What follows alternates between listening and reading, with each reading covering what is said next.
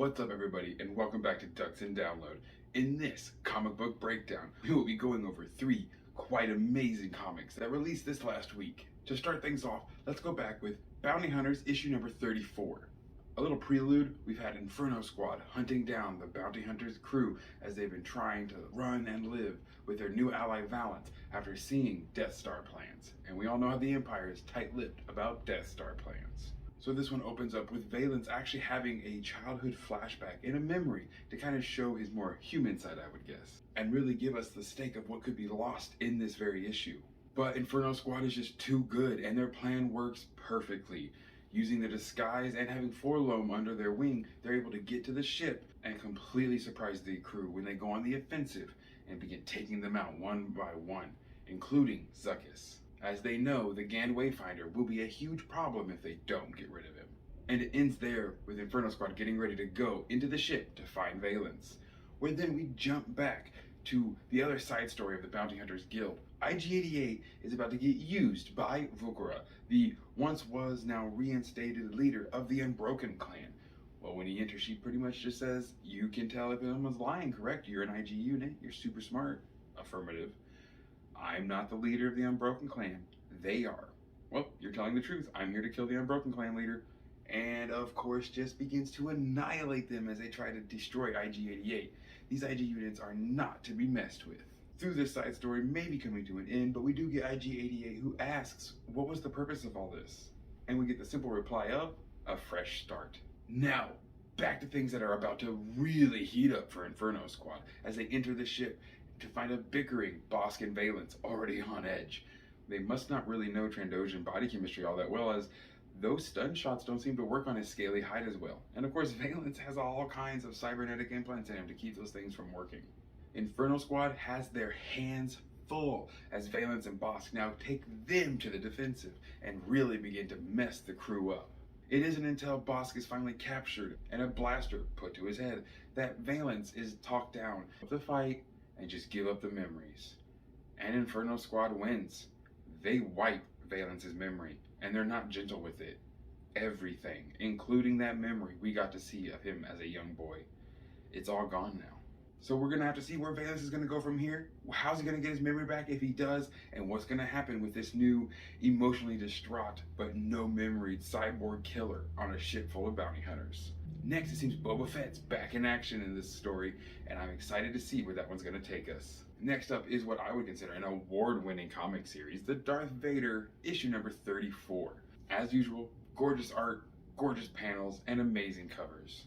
We're going to be opening back up onto the island where Vader is still trying to speak and teach, to convince Sabe that hatred must lead to power suffering, and it is her choice to make now. Anakin is tired of waiting for people to take his hand, to take his offer, so now Vader is demanding answers. Darth Vader then uses the Force to put an illusion or a vision into Sabe's mind. This is where we get to see the handmaidens over Padme's tomb talking about how they brought true order to the galaxy. See that it was Sabe who helped bring that order by bloodshed and tyranny.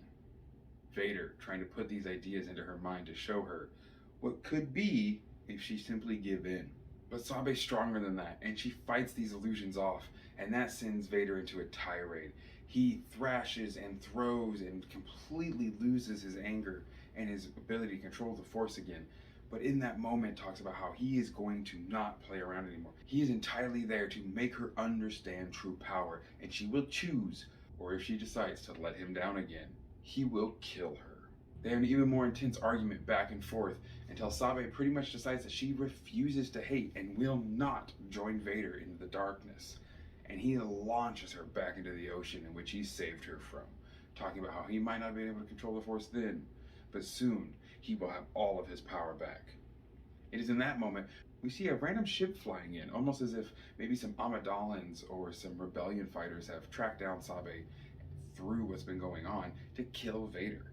Knowing that he somehow doesn't have any Force powers right now, they attack, but little do they know, not only does he have his Force powers, but they are untamed at the moment, and he completely obliterates the ship.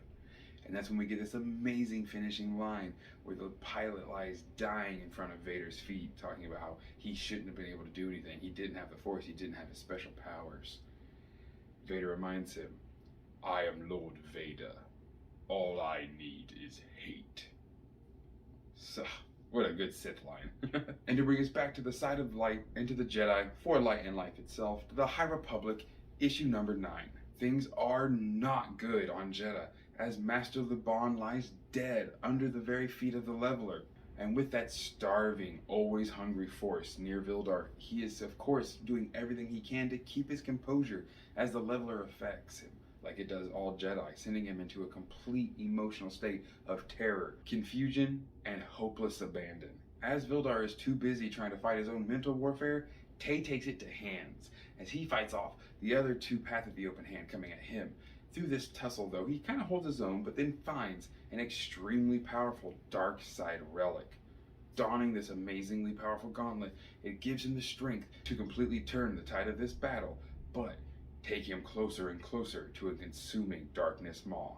As the fight continues, the Leveler begins to barrel down on Vildar, seeing its next meal, but Tay is not going to allow this, unleashing the power of the gauntlet, truly hurting the Leveler, a feat we've not seen yet.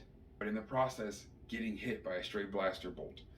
And this is where things only ramp up. But before we get to that, we get a nice little cut back to Maddie, defending Enlightenment and doing what she can to save the innocence of Jedha. And speaking of good people coming together underneath the Force, let us all come together, and make sure to hit the like button if you like this video and more comic book breakdowns, and subscribe to the channel if you like action figures, comics, movies, and all things Star Wars. Back to it though.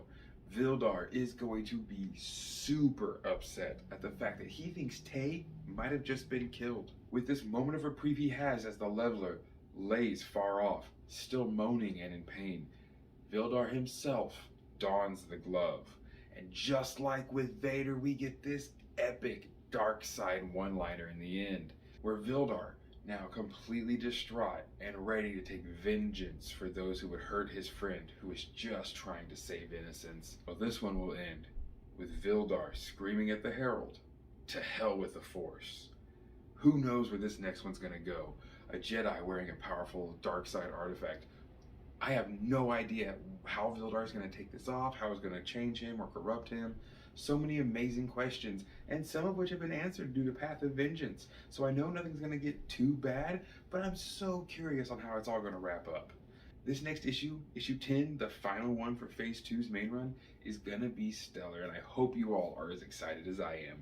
Thank you all so much for joining me for another amazing comic communications breakdown. Have an amazing rest of your day, and as always, may the Force serve you well.